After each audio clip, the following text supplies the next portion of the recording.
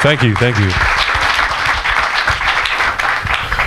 I'm not sure when I met Sacha, but 1992 sounds about right for at least beginning a correspondence or at least becoming aware of Sacha Jenkins.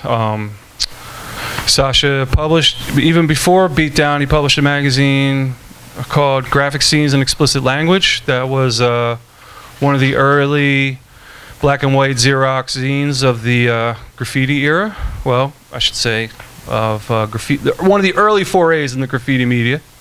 And at the time I was Xeroxing my own magazine called On The Go. And so we had occasion to meet somewhere around 1994 when I moved up to New York. And Sacha has been very busy, I've been very busy. I really wanted to take this opportunity to catch up with each other. I figured, you know. In front of so many wonderful people. Why not? And so let's do it. So how you been, Sacha? I'm all right. Yeah, me too. Got a kid, just turned 2. That's right, 2. His name is Marceau. Beautiful. Thank you. Why Marceau? Well, you know, it's interesting. Bringing it back to one of the reasons why I know Steve, he's a practitioner of the writing culture, because I'm not going to call it graffiti because many people inside of the culture feel that graffiti is a derogatory term. So, applying the aesthetics of writing culture, my son's name, I like the symmetry of the letters, for one, and I was interested in maintaining some kind of connection to I'm not going to get into DNA and genetics, but some of my French lineage, and I like the rhythm of it. And ironically, he was born the same day that Marceau passed on, and I had no idea. He was also born in March, and it is an extension of Mark. So graffiti kind of spiritually guided me to a name that really fit who my son was supposed to be when he was born, as a side note. But enough about me. Steve Powers, his magazine, you know, going back to what he said, you know, in the late 80s, there was sort of a renaissance of graffiti zines. And when I say renaissance, there were 3 or 4, of which Steve, you know, coming out of Philadelphia, it was a really interesting and important voice and an important representation of a city that, you know, many of you may or may not know. Many people know the history of graffiti or writing in New York City. Philadelphia's writing culture, many will debate this, but many will also agree it predates what we had going on here in New York City. And so to have a young guy out of Philadelphia producing something that was representative of what was happening in Philly, and then eventually branching out and encompassing, you know, stuff from all over the world, was really exciting. And Steve, what we also have in common, you know, early on being guys who like hip hop and graffiti and all that other stuff, but he was also into punk, as I was here in New York City. And so his zine also reflected that kind of sentiment and attitude. And I think Steve, you know, I'm just coming from a marketing meeting where I was literally in a room with kids that were, if you added them all up, they would be my age. And I felt like a bad high school substitute teacher. But what set myself and Steve apart from what was going on at the time, we were interested in so many different things. And I think that graffiti or writing is a conduit that brought so many different people together. You know, growing up in the 80s, there was something called segregation, which still exists. But in the world of graffiti, there's an equal playing field, and you wind up meeting guys from lots of different places. And I think that, you know, Steve's artwork is a reflection why it's so powerful and still resonates, is because he has all of these influences that he channels through his work. And now that the world is so much smaller because of the internet, you know, back in the 80s and 90s, you could look at someone and tell what they were interested in based on how they dressed. Now you can't really tell what people are into, you know. So Steve comes from a period in time where you had to have lots of different interests in order to formulate bigger ideas. And I think that's a testament to where his work is today and why it resonates. The other interesting thing, which also myself, you know, I've written lots of books books on the culture. And even myself, as a young graffiti writer who was not of note, for me, eventually, the repetition of the same name would become very boring for me. And the challenge inside of this culture is to sort of reinvent your name over and over again. And I think Steve has been able to do it, but more importantly, his use of words and phrases and ideas, to me, is what separates him from what's going on, so-called street art. I think it makes what it is that he creates something that is interactive and also familiar. And it's funny because if you look at his stuff and if you know Steve, you know that that's him. You know, so it's almost like, for those of you who are familiar with his work and you're familiar with his catchphrases and all the witty things he comes up with and the way he manipulates words and letters, you're really getting a very intimate look at who this guy is. And,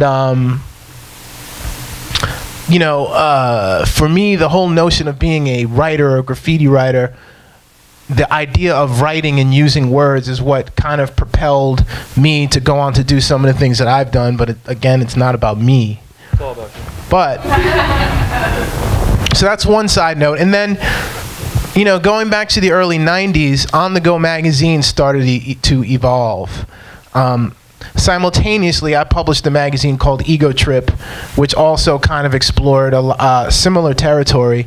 And it's funny because there are people who are complete devotees of On The Go and complete devotees of Ego Trip.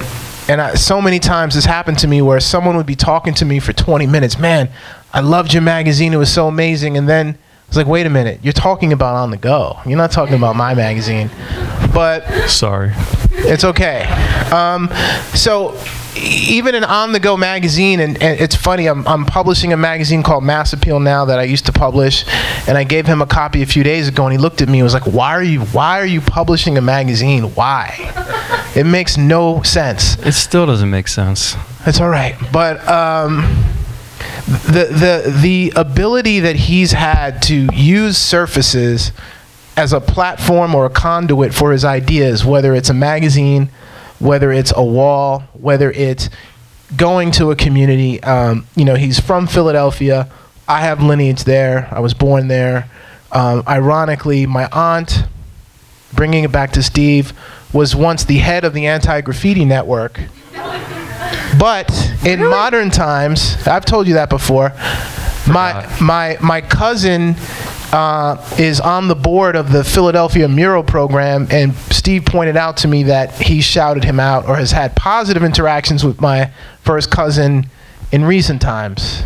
Well, funny story. I forgot about the first part of that, but I forgot that you were actually born there. I knew you spent time in Philadelphia. I didn't know you were born there. But Sacha was always sympathetic to my cause, being a Philadelphian in New York. And what I loved about when I first moved to New York, and I felt like more people in Philadelphia would have moved to New York if they knew the great love and sympathy that New Yorkers have for Philadelphia, in a way that like Boston gets murdered on a daily basis by New Yorkers. Philadelphia is like the brother that they like, you know. So it was, you know, it was really great to meet people like Sacha and Futura and, you know, Lee, just for three really good examples, where they're like, oh, Philly, yeah, I like Philly, you know. And it just opened, the door just kicked wide open, sunshine came in, and it justified everything. But at least it justified the bus ticket to New York City.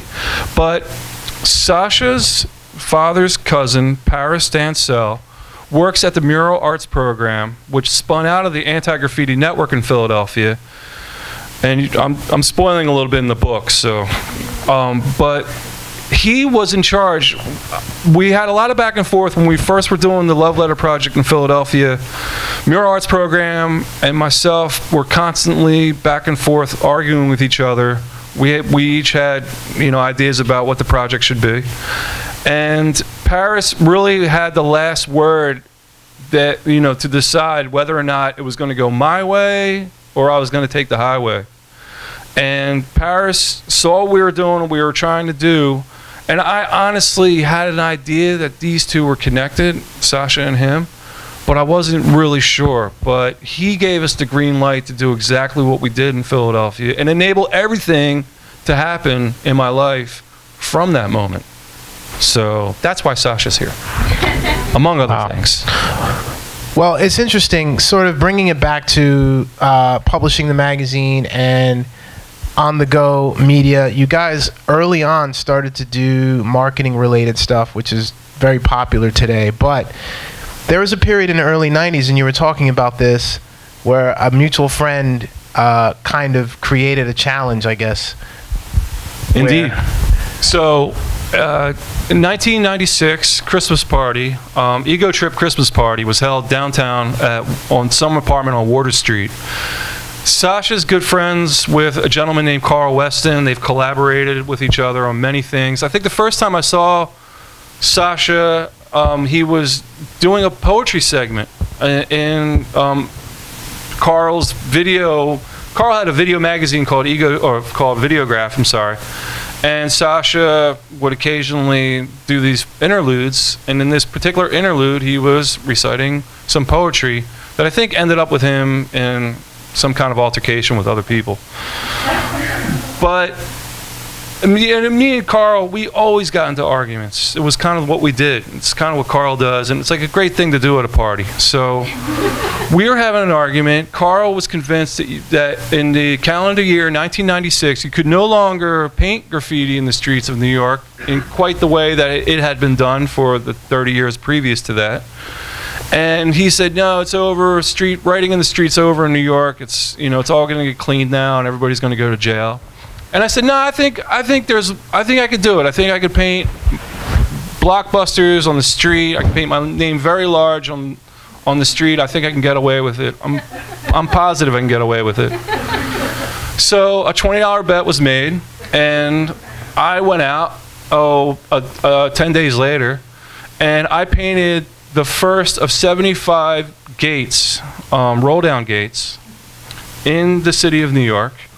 The first one was right across the street at 12th and Broadway on the old Forbidden Planet, and got away with it.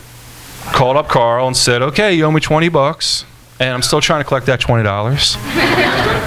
And it really was like, you know, 2 years of me just painting relentlessly, painting as many of these roll-down gates that I could. And what I would do is I would roll up to a gate in street clothes, not quite as nice as these, but close.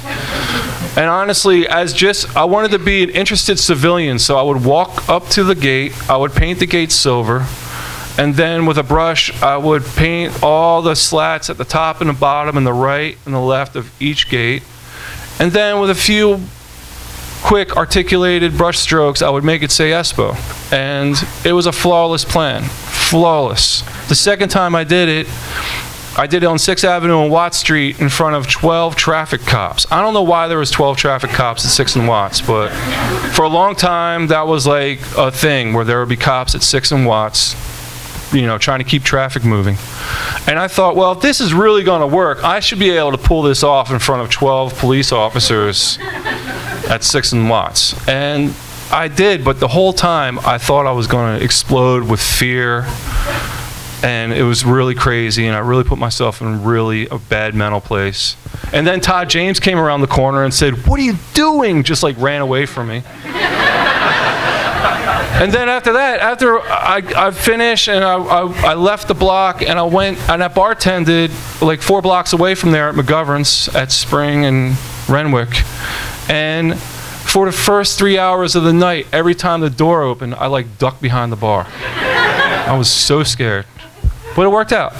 What's the craziest thing that happened to you when you were painting during your 75 gate campaign? I think, you know, it was a lot of, well, the crazy thing I've written about is I was painting on the West Side Highway, and I was painting these gates that were 15 feet tall that, you know, they're huge. And it was on the old Yale Shipping Company building. It was a landmark for a long time. It's some nondescript tower now. And I was almost done. I had been working on it. It took 3 days to paint this thing. That's how big they were. And I was almost done, and I heard a police radio squawk. And I literally almost fell off the ladder, and I turned around. And, you know, I played it cool, and I came down. There was a cop staring at me, another traffic cop. But he had the full yellow raincoat. It was like starting to rain, and he was like out there. He's going to be on the West Side Highway preventing people from making, I guess, the right turn on 38th Street. And he was, I don't know, I was like, this is it. This is where it all goes down in flames. And he just stopped and said, what do you get paid for this? I said, oh, $17.50 an hour, overtime. And then I went back to work, and that was it. So why did you subsequently stop? Well, the police got involved. Well, actually, I was known for it. I made the point. I did several in every borough.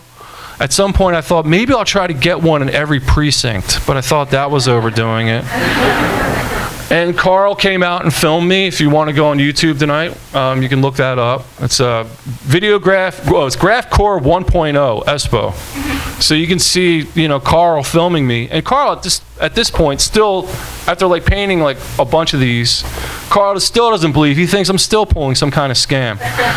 So to prove it to Carl, we went into Bed-Stuy and I painted 2 gates at the same time, just to prove, like, no, I'm not kidding. This is really happening.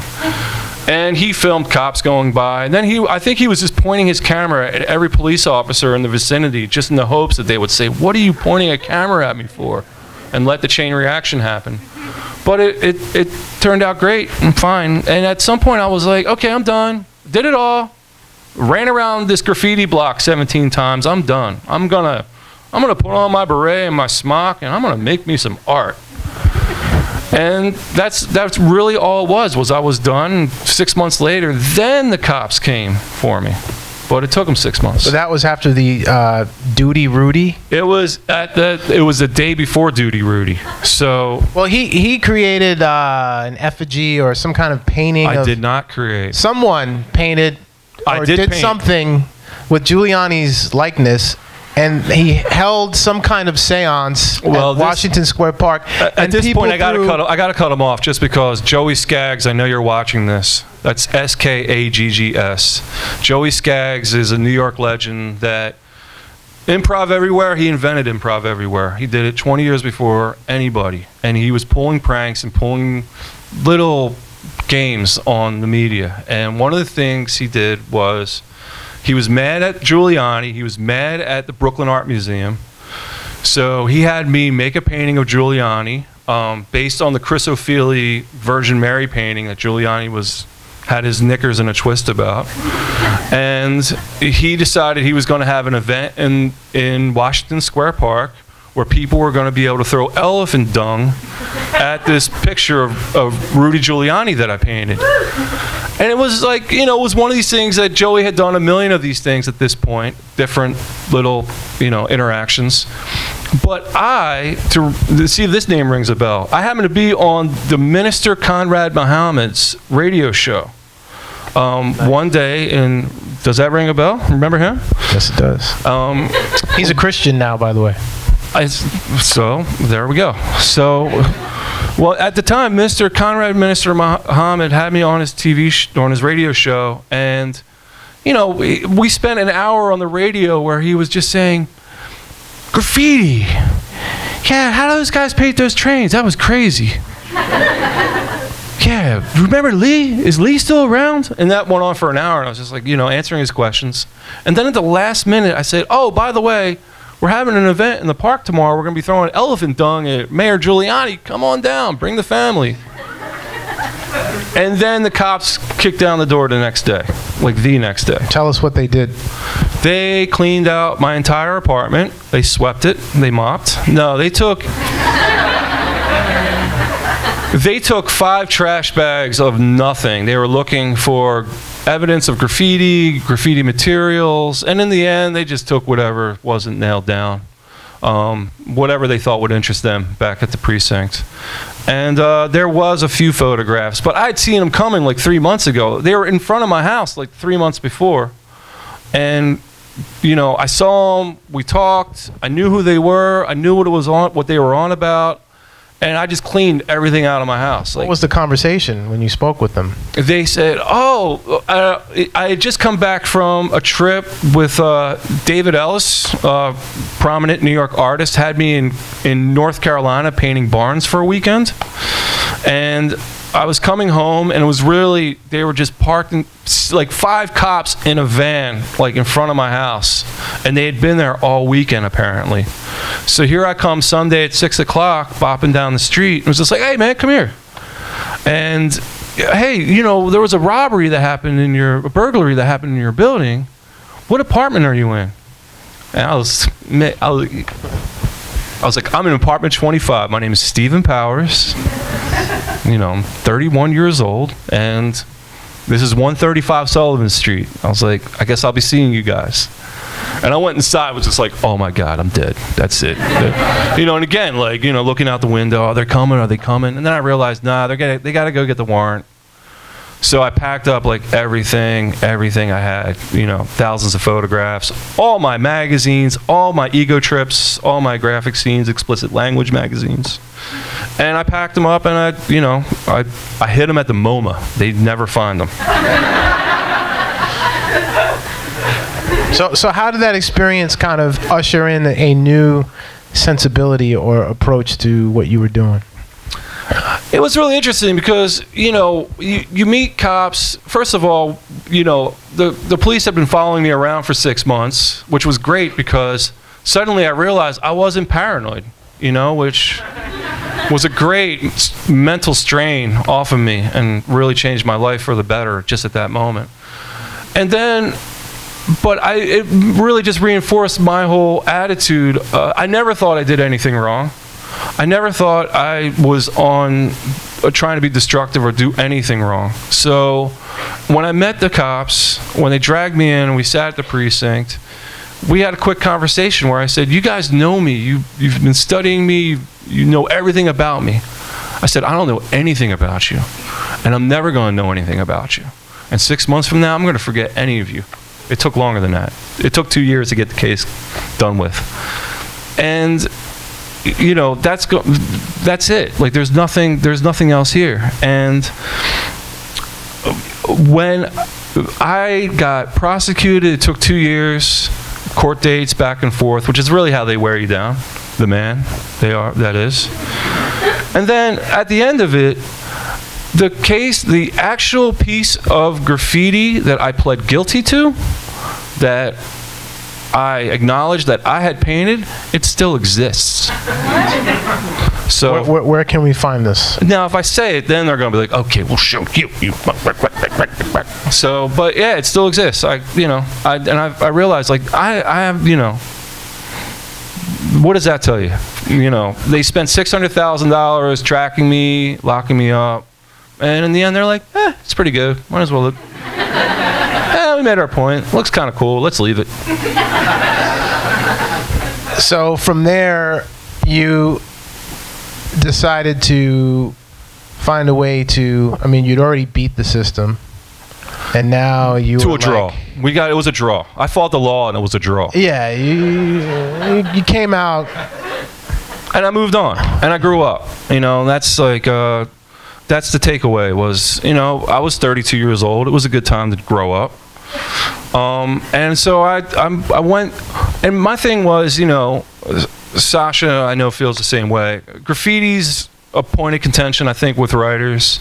I like the term personally, but I respect my elders that hate it, and I respect my contemporaries that hate it.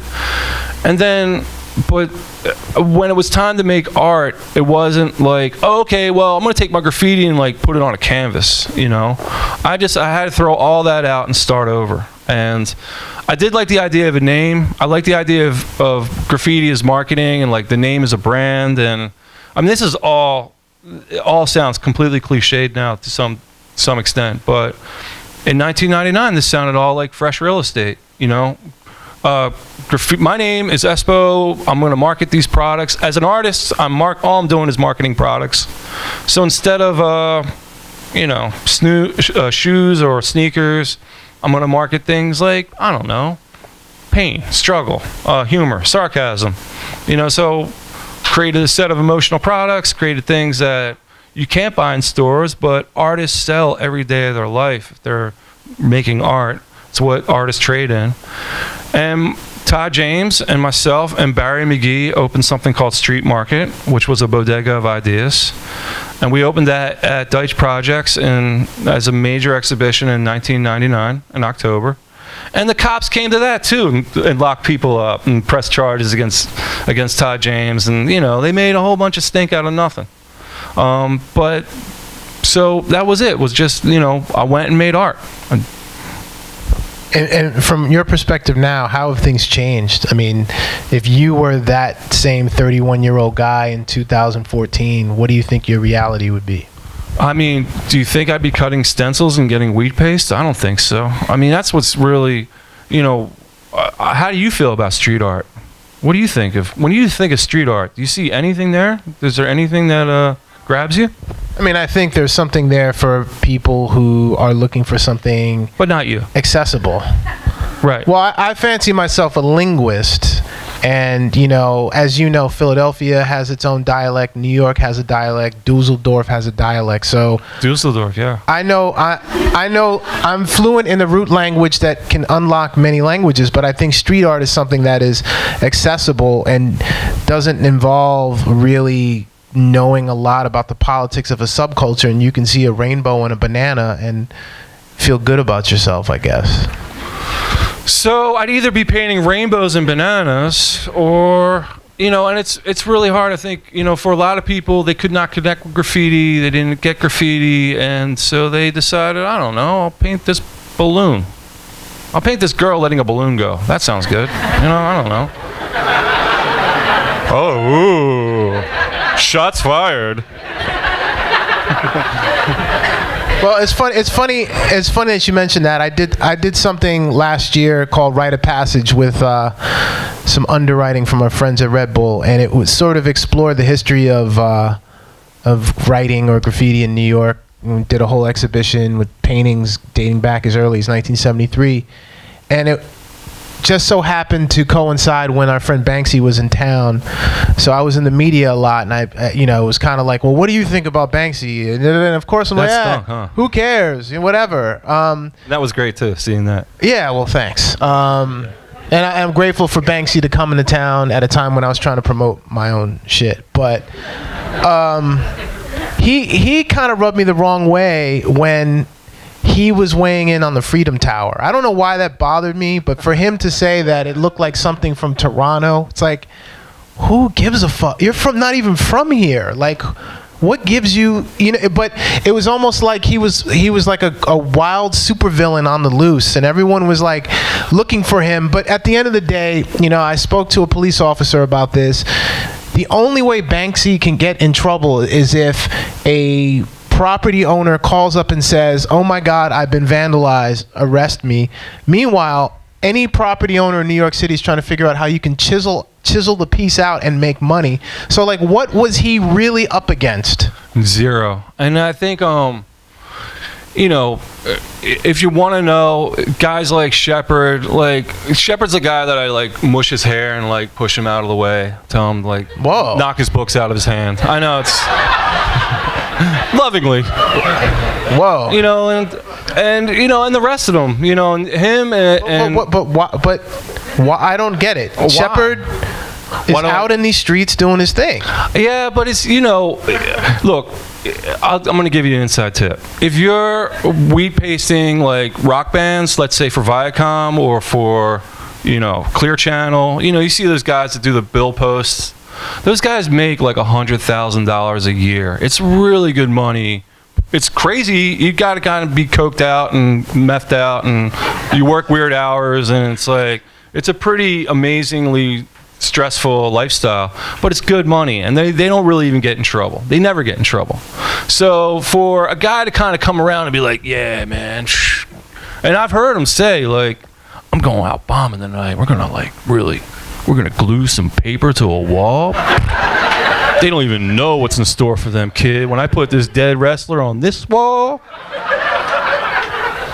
and it's a scam. It's always been a scam. He's always been like watered down iced tea, decaf. And it's nothing I haven't said to his face like repeatedly 100 times. And the funny part of the story, if that wasn't, was I saw him at the Mocha exhibition in LA at the opening. And, you know, I hadn't seen him for 4 or 5 years at that point. So I, like, went out of my way to, like, talk to him and say, hey, man, the last few years, the Obama poster, like, all this stuff you've been doing, it's great. Congratulations. I really turned the corner. I get it. I'm on your team. Well done. Poster was a home run. You're the man. Good job. He literally walked away, and he said to my friend Ari, I don't know why Steve doesn't like me. And that was before he got caught lying about it. So it was just like, oh, you remember what I said about you? Yeah, take that back. Stephen Powers Unplugged. Stephen Powers After Dark. And and at the end of the day, it's like, you know, there's kids out there now, there's kids out there tonight that are risking felonies, major felonies, you know.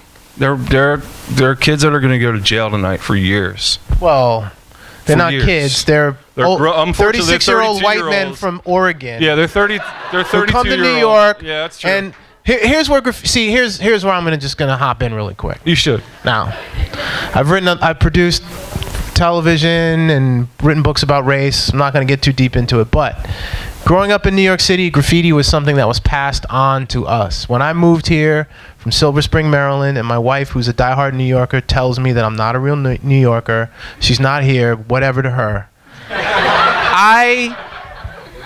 I moved to Astoria, Queens, which is now the hipster hub of whatever. No, it's not. It is.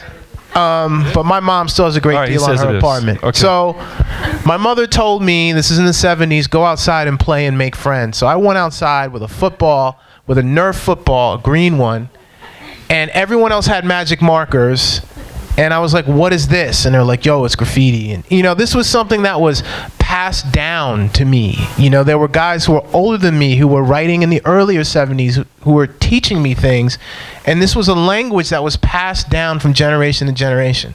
Well, with law enforcement and all the things, the internet, you know, kids would rather stay home and play video games than go out and do something that they shouldn't be doing. So that whole culture is gone. And so what you have now, a lot of the graffiti that you see on the streets, the tags are done by white men who are in their mid to late 30s, who come from Oregon, who what they do all day is they look very unassuming. You would never know this because they're white and they dress like they're preppy or some shit. And they steal, literally, toasters, expensive jackets. They're going to malls, upstate New York. They travel the country and they steal. And then they sell their shit on eBay. These are the guys who are writing on the walls. So you've got issues with Shepherd. I appreciate that people are keeping hope alive, but in terms of the culture that I've grown to, the culture that's informed who I am today, it's completely different. I'm not a white man from Oregon who steals in my mid-30s to support my graffiti habit. It's a little strange to me. Well, I guess once that profile is set in stone, and that's what the cops are looking for, hopefully we'll see a resurgence of other people bucking the trend and bringing it back. Well, but bringing it back to what you were saying, there's no money in it. And that's the thing. When we were coming up, when he was doing his thing, and when he was painting gates in 1998, I don't think Steve was thinking about money. I think Steve was thinking about, our buddy Carl was saying something, he wanted to prove a point, and he wanted to express himself and communicate with people inside of the subculture, but also the way he did what he did opened up a conversation to where people who are not necessarily initiated in the culture could sort of connect to and relate to what he was saying. And that was the problem, was I think when we did street market, and even with the gates, and there was like a lot of stuff that was percolating anyway, that was happening, you know, it was just, I mean, for whatever reason, the culture of graffiti ran its course, you know, and it's kind of amazing that something so big and so powerful, and I've got a lot of interesting, my own theories about why it happened, but it ran out of gas. It's crazy to see graffiti just like, in some ways, like... Why do you say it ran out of gas? Well, in just the way that it was, like you were saying, where it was like a whole vibrant, everybody was doing it, everybody was down for it, everybody knew it, everybody had it, everybody in New York had a name, you know, it was like everybody was into it. And then nobody was into it anymore. And then it was like, well, that doesn't make any money, I'm not doing that. Would you say it's more pure in Philadelphia where there's less opportunity to make money? Oh, what's crazy about Philadelphia is all the things that you're saying about the age, there's like 50-year-old, 55-year-old people of all races still going for it in Philadelphia. And it's like, I know a guy, his grandfather, like 4 times over, that's still painting graffiti. And he was asked about it, and he said, they're like, what does your family think about you writing? He says, I'm the head of my family, so they're all into it, you know? And that's, you know, in Philly, I think because there's not a dollar to be had. And in Philly, the interesting thing about Philly is that all this time, anti-graffiti gave up. The cops gave up. Like, they don't prosecute. They don't look for it anymore. People are painting trains, and it's like, you know, I talked to the workers that were cleaning the trains. I said, did the cops come? They said, no. Did anybody? They're like, no, we all got overtime. We love it, you know. We want more of it to happen. So, and Mural Arts and the Anti-Graffiti Network and all these people that have a vested interest in it going away, people stop complaining about it. I think the thing that I predicted in Philly, it's the reason I started the magazine, I started On The Go, was I wanted to be like a different, I wanted to represent the voice. I was tired of reading the newspaper, and it was just like, you know, reading just some crazy slander about graffiti writers. And I thought, you know what, I'll be an intelligent voice. Why not? I'll be, you know, just to buck the trend, I'll be an interesting voice about talking about graffiti. And, you know, after it all was said and done, people stopped complaining. People stopped caring. People stopped worrying about it.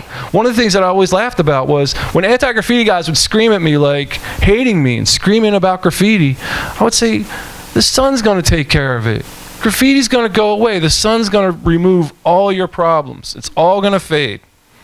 You know, racism and child abuse and drug abuse and all the things that render societies in half. Those are going to still be here. But you're worried about graffiti, so that's your problem. But nobody's worried about graffiti anymore in Philadelphia. So if you're looking for a place to do your thing... So what about in Johannesburg and all the other places you've painted? Are they worried about graffiti there? How do they receive what it is that you've done? The only places I really had a hard time painting were the expensive places like New York. You know, places where property is worth money. You know, it's a long process. It's, you know, sometimes I feel like the guy in There Will Be Blood, where I'm, you know, in the beginning of the movie, where they're just like trying to figure out where to drill, and it's like, you know, you need certain things. You need minerals in the soil to know it's a good place to drill. To do a public art project, to do something on the scale that we're trying to do in different cities, you need cooperation from a community. You need political cooperation, and you need a little bit of money. And those 3 things, it's just like 3 cherries on the one-armed bandit. It's really hard to line up, and it's impossible.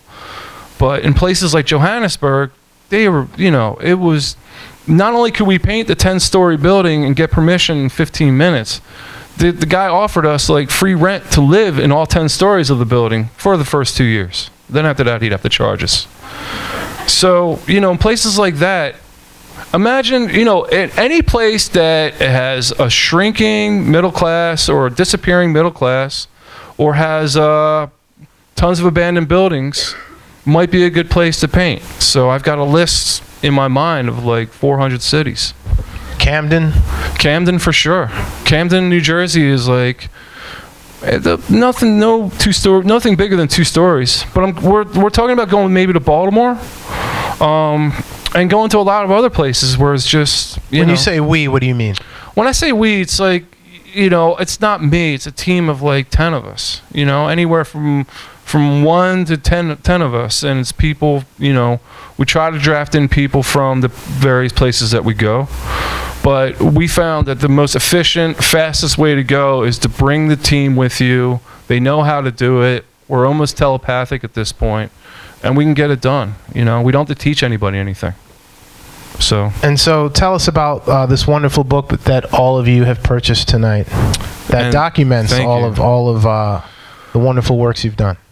So the book, you know, it's meant to be a little bit of a how-to, because for all the cities that are available to me, I can't do them all. So, and people have asked me from time to time, hey, I want to do something like what you're doing in Astoria. So what can I do about that? And you know, I tell them the line about political and community and financial support. And the book is meant to show like what we went through and what we figured out along the way of figuring it out, what it takes to get projects like these done, because people should be able to do it themselves. It's no big deal. And where have you secured funding from for these projects? It's sometimes grants. Grants come into play a lot, and you know, in places like South Africa where there really is no money, it's like we just do it with what we have, you know. Everything I've painted at the Strand has been free, right? Thank you. Do you get some kind of discount? No. But, you know, I get to put work in this amazing neighborhood filled with literate people, and this is a neighborhood. This is like what's going on at the Strand is, you know, there's every corner of the Strand is a literal corner that has its own politics and its own microcosm of things so happening. So what is your stance on this sort of these public works that you do versus stuff that you might do in a gallery setting, and how do you divide your time between the two? Well, the paintings, it's like, you know, the public art is like I'm shouting, and the paintings is like I'm whispering or I'm singing quietly, acoustically. But I look at it all as like it's all love songs, you know. You're a musician. I'm jealous of musicians. They get all the chicks. And music has a way of like getting people into people's lives a lot more efficiently than art ever does. Art, people have to go to the art. Music goes to the people, you know. So I'm interested in making work that mimics what art does, you know, and or mimics what music does. I want to like create work that reaches people, that, you know, gets people where they live. So, but which is are they equally important in terms of doing the public work as opposed to the gallery stuff, or what is the relationship between the two, if any?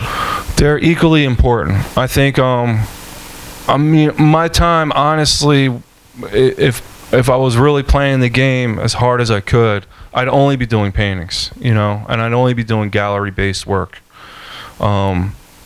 I found out today that a prominent contemporary artist that I know and respect is worth like $300 million.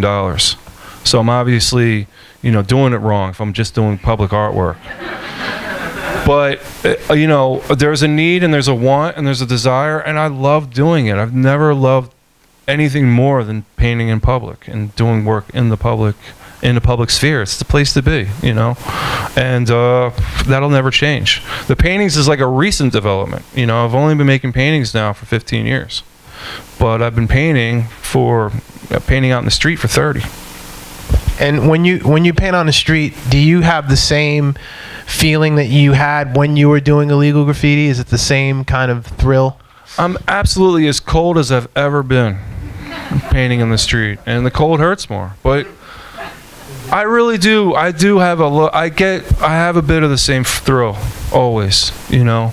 It's kind of funny because when you're younger and you're doing it illegally, it's like, this is really thrilling and exciting, but I'm going to pay for this. This is going to cost me at some point. Somebody's going to make me pay for this. And that half of the equation's gone. So I may have given up some of the thrill, but I've also given up the abject fear of prosecution. Well, there's also the politics amongst fellow graffiti artists. Yes. Which would sometimes lead to fisticuffs. Fisticuffs on occasion. And it's kind of funny because, like, graffiti writers, you know, for the most part, you know, they paint. They're not, if you're a real tough guy, you should really get into the drug trade because, let's face it, you know, it's like, if you want to be successful in the drug trade and you're a violent individual, that's the place to be. If you're a really violent individual, it's like, you know, graffiti's not for you. Stay away. Street art can use a little roughing up. Don't hang with those guys. They could use it. You don't think there are any rough street artists? I mean, your boy Cost is back. No, and to that end, no, absolutely not. If that's your measure, then no. Okay. Well, maybe. I'm sure. You may see me in a bucket of wheat paste by the end of this night. You're really fixated on this. So do you feel like it's less of a, when you're just putting stuff via paste, do you feel like it's less respectable because it's less of a risk? No, it's yes, absolutely. It's a career. It's as I said earlier, it's like a job that pays rent when you wheat paste. But to be fair, Sacha was an early practitioner of the medium. He's probably the third person to do it, fourth person to do it, bona fide, in the world. So, who did it before you? DJ, no. DJ Tessa, no. Sacha, he's third. And then cost and revs.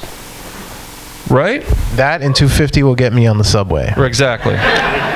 So that's what innovation's worth, you know? Any questions from Mr. Powers? How about that? I'll come visit you with my No. headphones. We covered it all, man. Well done. We can keep talking. Oh, there's some hands. I don't think I need the mic. Talk a little bit about your experience in Coney Island. I remember hearing somewhere you were talking about you did it all for free and you got no gratitude. I got some gratitude. Coney is amazing. Like, I painted in Coney starting in 2003 and offered my services again for free, which was a mistake. I should have said like $10. When you offer something for free in Coney Island, people interpret that as a scam and there's a hook about to happen and they say no. If you say like, oh, I'll do this for $20, they're like, yeah, that figures. I bet you will. But, you know, in doing things for free, we got a lot of freedom, and we got to tell people, like, no, we're going to paint it blue, or we're going to paint it green, or I'm going to put 27 arrows on this, because I think...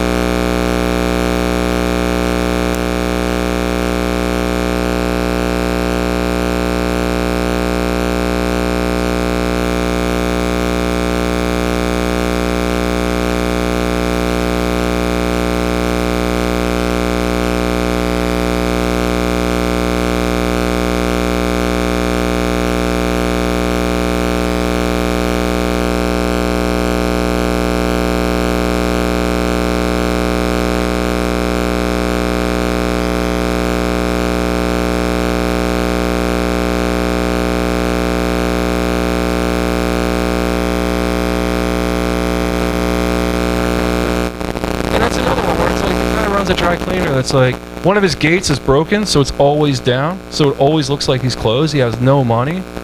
It's like, of course we'll paint it for free. Like, what else? I'd like to charge you the 25 grand that I'm selling my painting for downstairs, but he can't do that. So we'll do it for free.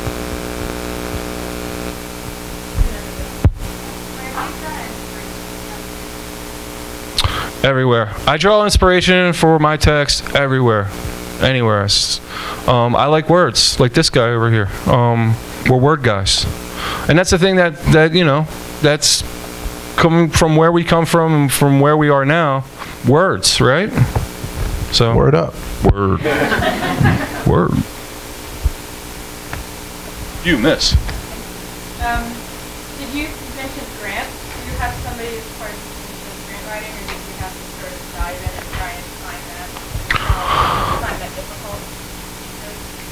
I do have somebody on my team that helps with grants, Merrill Hambleton. Thank you very much, Merrill. But we're always looking for new grant writers, so if you're fishing for a job, holler. And a lot of the grants that we've gotten have been just totally luck and fortuitous, and people saying, you should really apply for this because I'm handing out the money and you should really apply for it.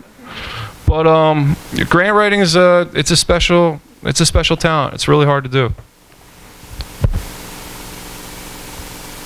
Yes, both of you. Can you talk about your experience in Dublin and also like working with people?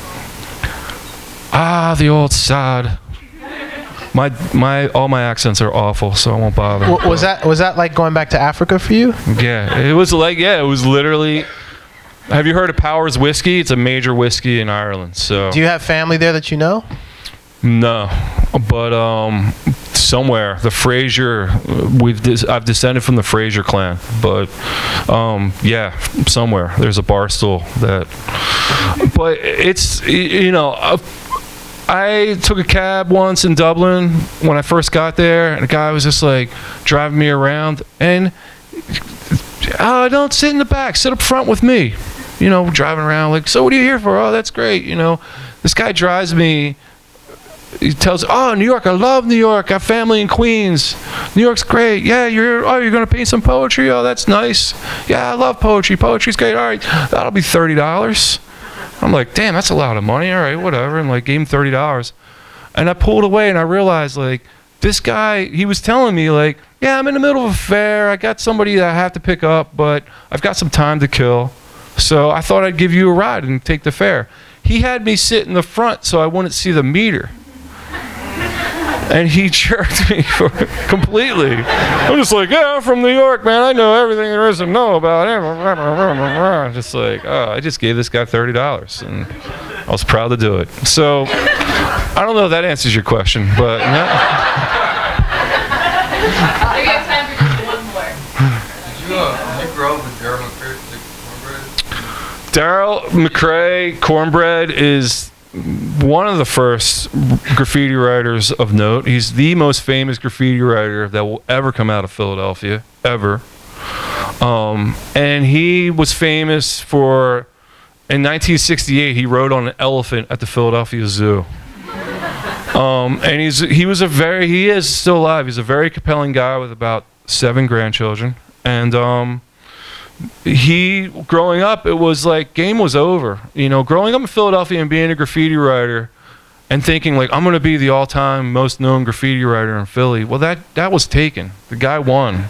The guy had like editorial cartoons made about him. They made a movie about him called Cornbread Earl and Me that he showed up with a lawyer and they said, you know what? It's not going to be about graffiti anymore. It's going to be about basketball in Chicago. It's not. And that was it. They kept the name. And the guy's had this kind of life where it's, he's been, famous since 1969. And so, yeah, I've been in his shadow ever since. So, is that really the last question? One more. Yes, sir. Okay, I'm from Mexico where everything like kind of sign painted. Yes. Final place, it was a car wash, everything sign painted. Some of it is really bad, but I find it really beautiful and inspiring anyway. So I guess my question is like, which are the standards of what's valuable and what's not? Because some of it I wouldn't see it in a gallery maybe, but when you see it in the street, it's really inspiring. So what's valuable to you in terms of the question was, this gentleman's from Mexico, and he asked me, he sees a lot of hand-painted things. Everything in Mexico is hand-painted. A lot of things in Mexico are hand-painted. And same with in Africa, and same thing in Brazil. And to me, it's all valuable. It's all good. I love it all. And if everything was hand-painted, maybe I would start editing at that point. But to me, like I saw something that was painted. I saw a sign that was painted in downtown LA, and everything about it was wrong. And I thought, that looks, and it starts to look like painting at that point. It stops looking like sign writing. You want it to look almost perfect. Like at first glance, it looks completely perfect, and maybe if you really look hard, you can find the flaws. But if it's all flaws and you can see the flaws right away, that's fine art. That's the difference. And so I love that, gusto. That's how I try to paint the side of the building. Was some of it's perfect and some of it's a mess, and awesome. But it's all love. So thank you. Yeah, thank you all for coming out tonight.